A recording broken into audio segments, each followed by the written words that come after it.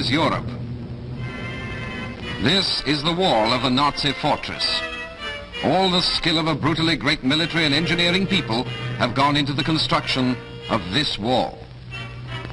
Today, boys from New York and London, from Seattle and Manchester, from Toronto and Montreal, from Marseille, Warsaw and Prague, from Narvik, and from thousands of other Allied homes are doing what Hitler and Napoleon dared not do: cross the waters of the English Channel and attack the fortified coast on the other side.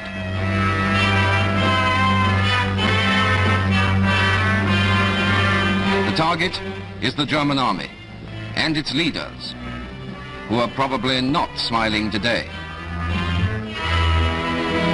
In the hills of Persia last December, today's fighting on the coast of France was planned and put on the Allied calendar. In Britain, the dispossessed soldiery of Europe prepared for the voyage home. The Dutch, the Poles, the Czechs, the Norwegians remembering the bitter spring of 1940. From the New World came the Americans, and on their own soil the British, who prepared for a different invasion 4 years ago.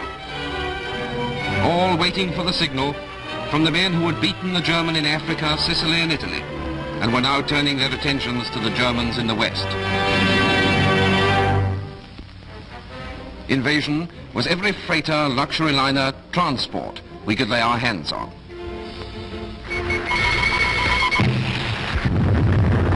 Invasion was the Navy and Coastal Command aircraft fighting their unending war with the Nazi submarine fleet over all the sea and air highways to Britain.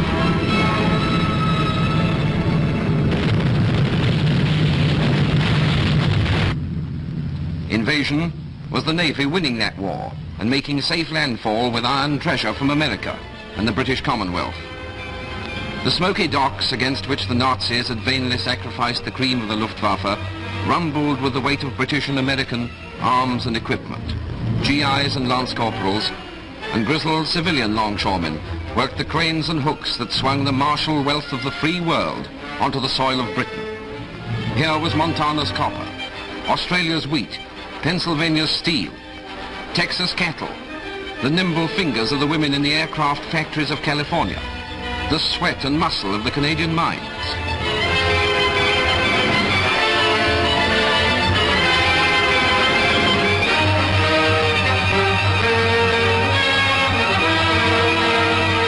Here was the loaded and crated determination of the United Nations to come to a decision this year in Europe.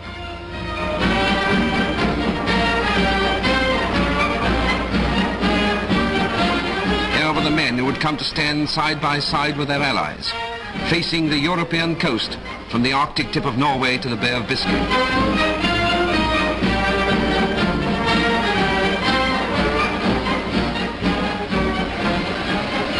Day and night, the labor went on. At night, too, other guests prepared to visit the Führer without invitation.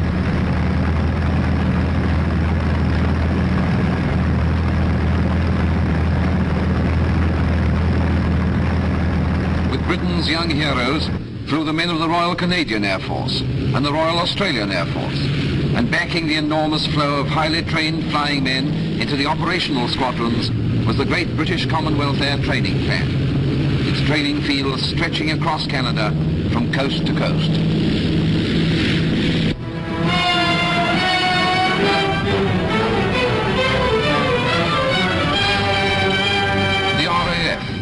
Avengers of Warsaw, Rotterdam, Coventry, London penetrated night after night through the dark weather over Europe to pound the strategic factories and concentration points of Hitler's empire. The aircraft factories, the munition works, the truck assembly plants, the power plants, Munich, Hamburg, Cologne, Nuremberg, Brunswick, Frankfurt, Hanover, Essen, Berlin.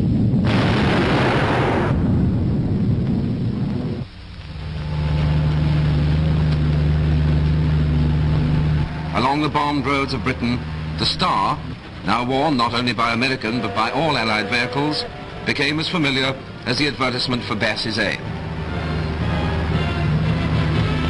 on rubber and steel, the goods of war rolled to dispersal and distribution points throughout Great Britain, there to be stored against a day of need.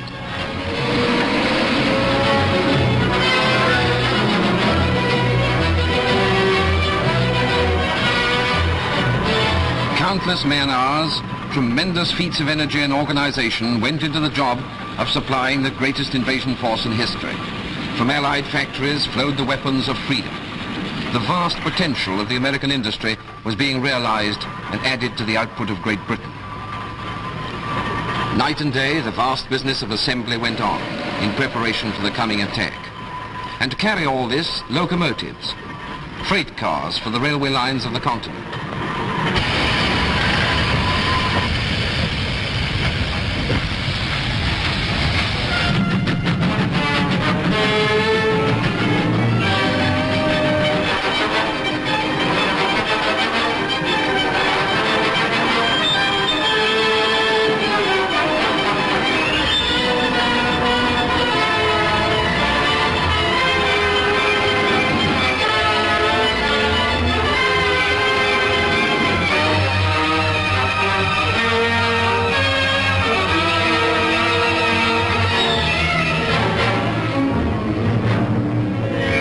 Invasion was piled high in Devon and Cornwall, in London and Liverpool.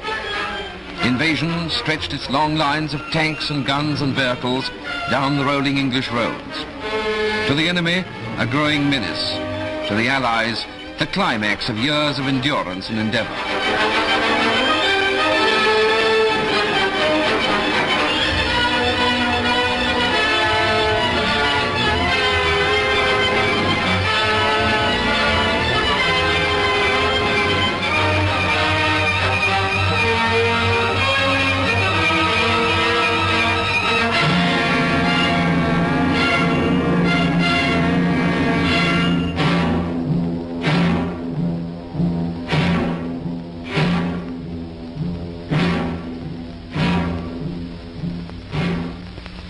Great stores had to be protected from German air attack. Men of the Home Guard, women of the ATS and Americans stood to the guns.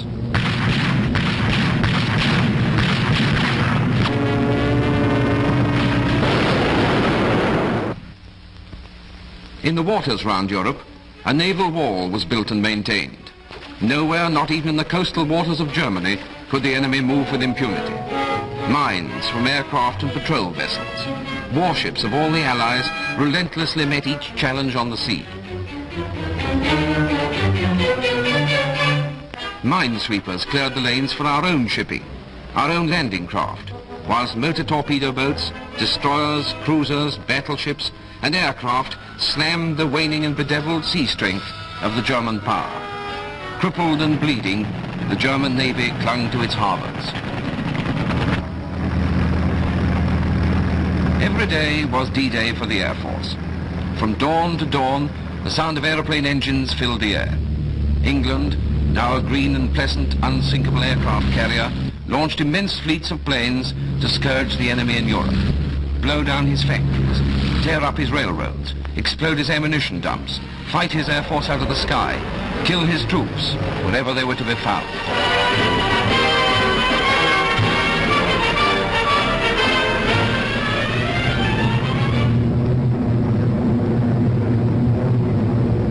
No city in German Europe was safe against the onslaughts of the Dominion and American Air Force and the RAF. Long-range fighters swept the skies all the way to Berlin for the daylight raiders and the forts and liberators.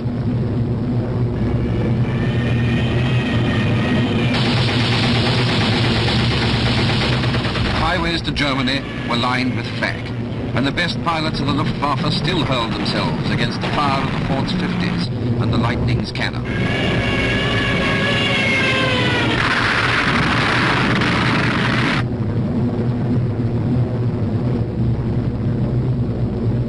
But the bombs were dropped.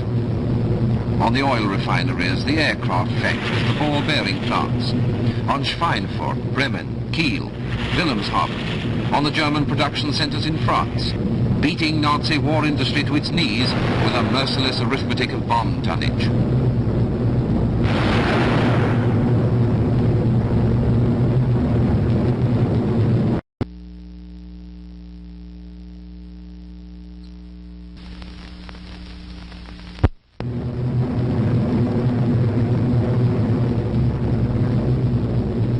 Nazis were not to be beaten by air power alone.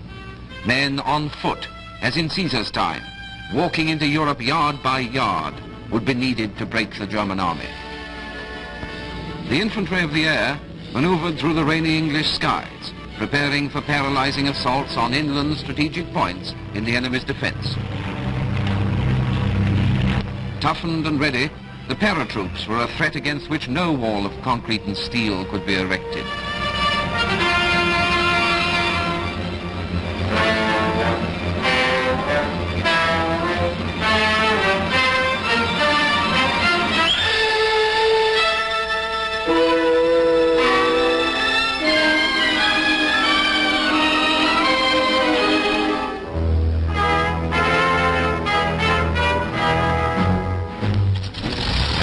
Drew nearer, the Air Force stepped up its attack.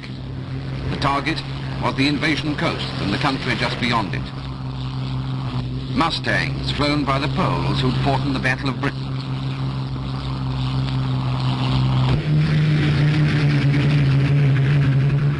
Legion bombers flown by the Lorraine squadron of the Free French, revisiting their native land daily.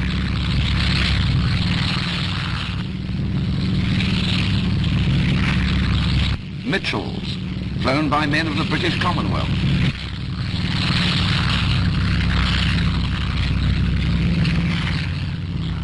Marauders flown by Americans who fought against Rommel's Air Force in Libya. Darting in low over the Channel to rock the German army back on its heels before it could set itself for the final assault.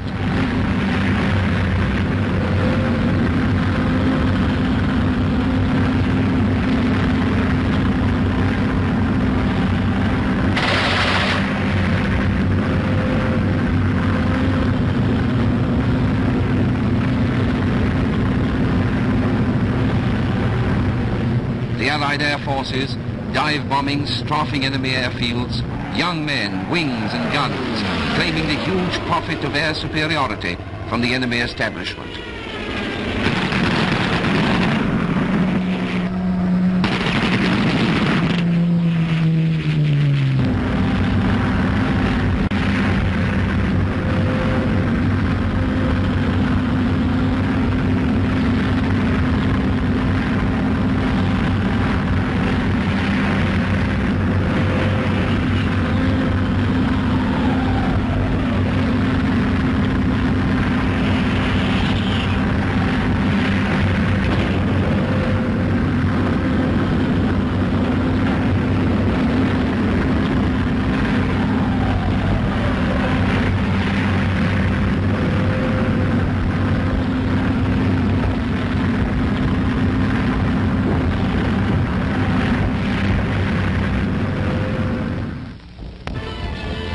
In the coves and harbours of Britain, the ships that were to carry the army to Europe were collected. All the craft to land men and tanks, men and guns, men and ammunition, men and food, wire, jeeps, medicine, all the craft to institute and carry on an invasion.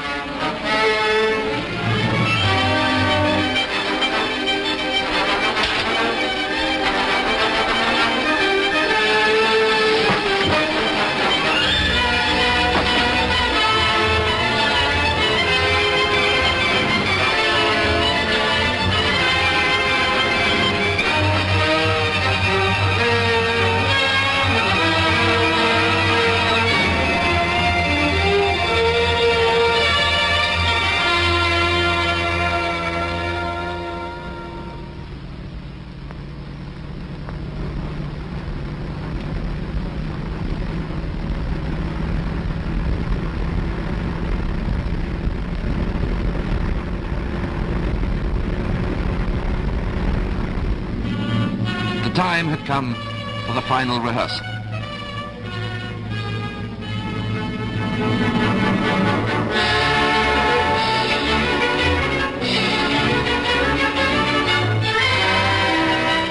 The men who climb onto the beaches of the continent and fall upon the entrenched enemy are rehearsed, practiced and trained to the last detail. These men who have come from so many countries and speak so many tongues gathered together in Great Britain to form this vast Allied army, and trained alongside their British comrades from the hills and woods of Devon to the highlands of Scotland. These men have learned how to make a bed the army way, how to clean a rifle, how to read a map and fire a mortar, how to drive a tank or a mule. Some of these men had fought the German in Africa, and some of them had left their friends in graves at Alamein, Kasserine, Mareth, and outside Bizerta. And now they learn how to crack the wall of German Europe.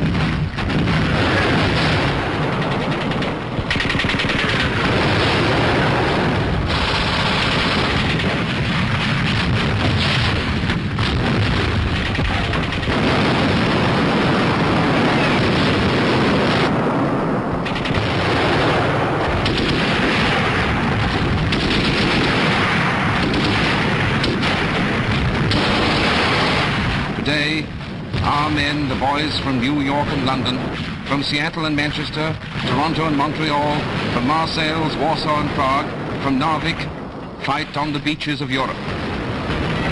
The issue is now in their hands. On their gallantry and their strength, our hopes now rest.